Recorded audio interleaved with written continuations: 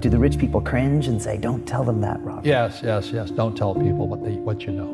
Right. Keep them poor. So my father was the head of education, PhD, all that stuff. I go home and ask him, said, why don't we learn about money in school? And he looked at me and says, because the government doesn't let us teach that subject. The government tells us what we can teach and what we can't teach. And I thought that was strange. And I said, but aren't we going to school to learn about money? He says, no, your job is to get a job. I said, but you get a job to earn money.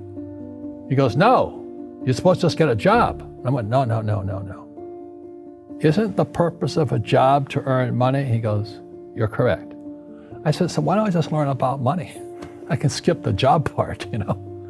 And he got flustered and he said, if you want to learn about money, why don't you ask your best friend's father about money? And I said, why? That's Mike.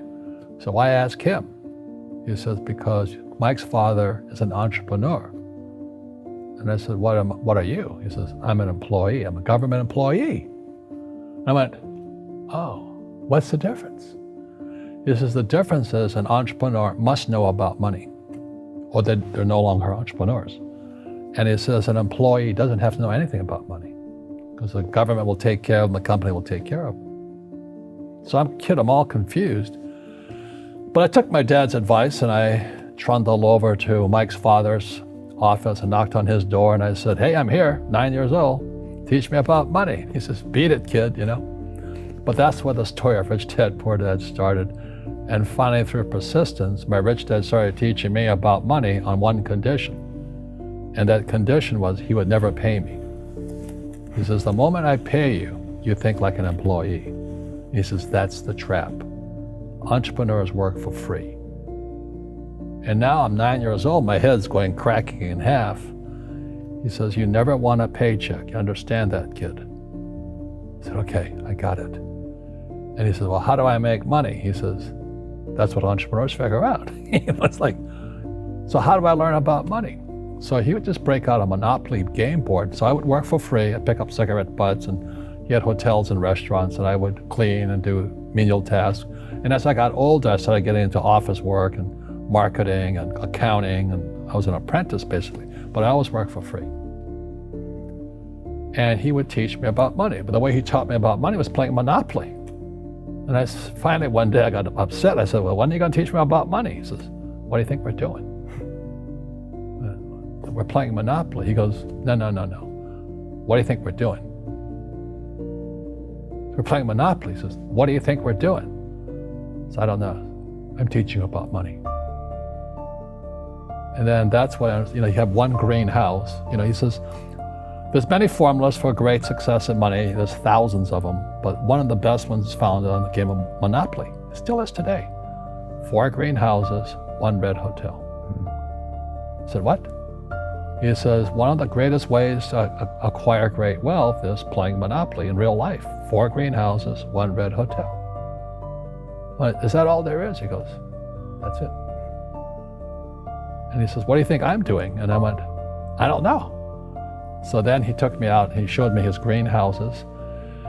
And 10 years later, when I was 19, I was now in school in New York, and I come back to Hawaii, and Rich Dad had bought the biggest piece of land smack dab in the middle of Waikiki Beach. And when you go to Waikiki Beach today, you'll see the Hyatt Regency Hotel. That was his hotel. Just like the game of Monopoly. Just like the game of Monopoly. Acquired assets and they became bigger assets. He just kept what's called an assemblage, because that property wasn't that big at the time. So he had to buy out all the small guys. Because Waikiki was a little dirtwater little town.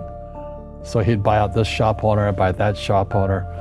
And it took him a while, but he finally assembled this large piece of property. And then he and Hyatt put up this giant hotel. It just sold for $800 million.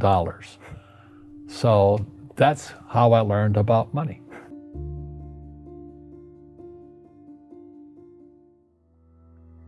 I've had financial crashes. I've had people stab me in the back, but they're all good because I grow from it. That's spirituality. Right.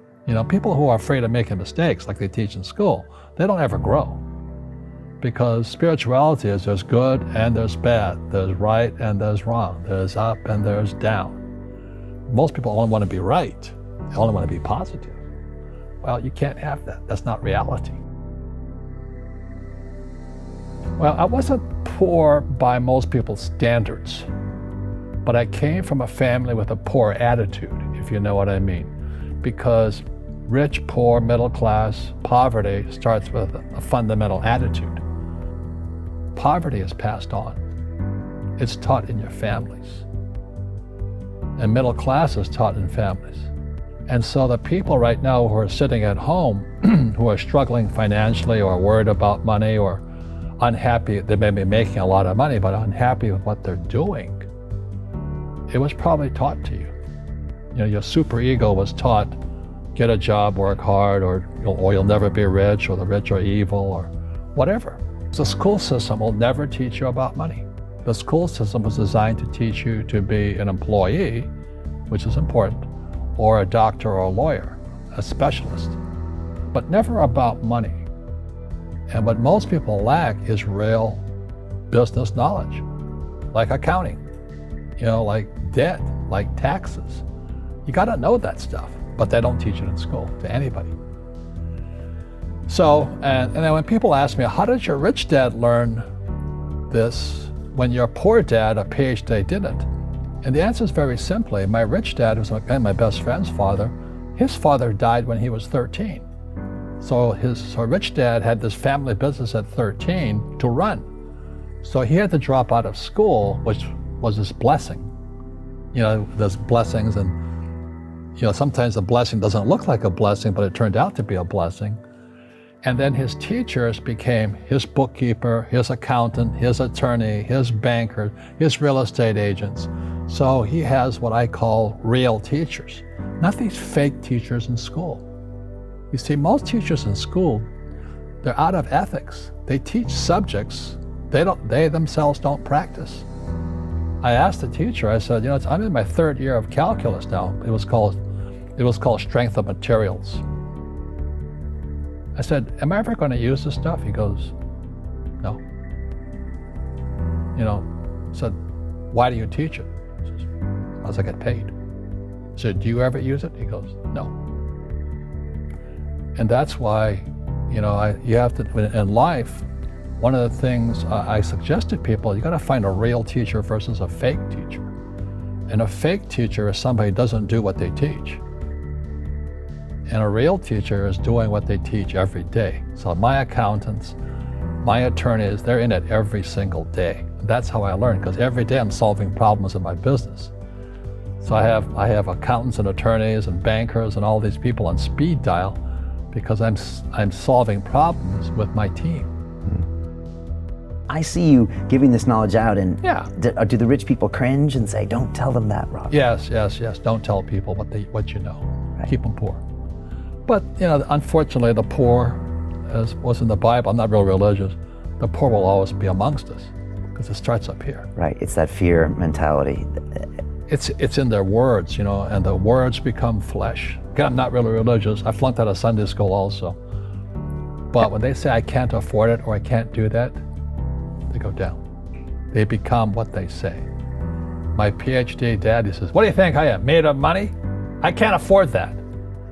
And my rich dad would say, that's why he's poor. Poor people say, I can't afford it, I can't do that, I don't have time. Because it's an escape. It's an escape, you know what I mean? It's easy to say, I can't afford it. And your rich dad used to say what instead of, I can't afford it? How can I afford it? How can I do that? What would it take, or why should I do that? He says that a question opens the mind, a statement closes the mind. See, when you say, I can't afford it, your mind shuts down, and you become what you say. Rugby is a team sport, but so is soccer. The rules are different. And other people are golfers. They play by themselves. And so everybody's different. So my game financially is business, number one. Second is real estate. So what I say to young people is, you find your game.